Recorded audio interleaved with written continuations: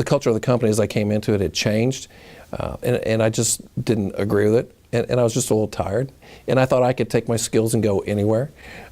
So that's really why I walked away at that point. And it was a surprise that it wasn't as easy as you thought. Definitely not as easy as I thought. After 17 years, Doug Foley left a clothing business to start his own business.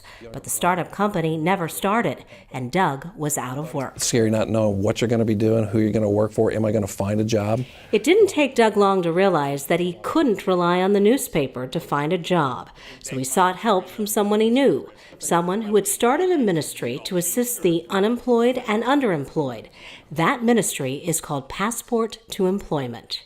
Well, the biggest problem people have is they do not customize their resumes. Earle Hart coaches dozens of people on a weekly basis, and he charges nothing for his services.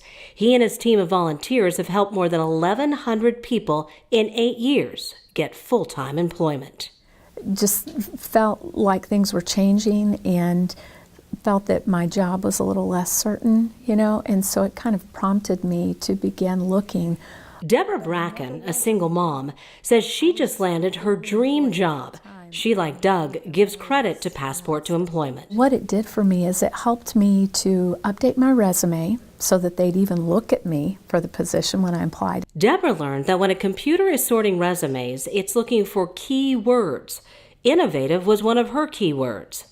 Earle teaches your resume needs to mirror what employers are seeking. So they'll say, I want to be Bachelor of Arts or a Bachelor of Science.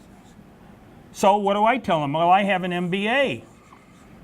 And you see, I just lost the job.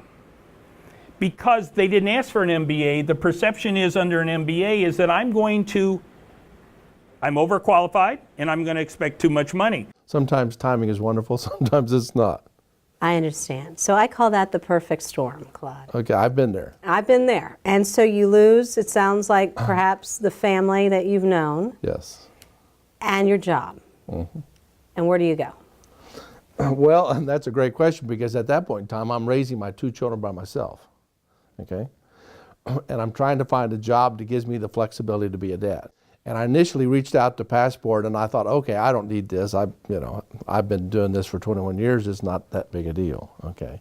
I was mistaken. Claude Plumlee was the victim of 2 downsizings, and in between, he lost everything trying to start his own business. I don't know that there's a magic formula, but for me, I realized that I do have some skills, and it's as much of matching our skills to the opportunity. Claude says Earle helped him get his confidence back, and all Earle asked for in return was what he asks of all participants, that he come back to a meeting with cookies to celebrate his new position and share with others his journey of landing a job. They provide hope, they provide encouragement.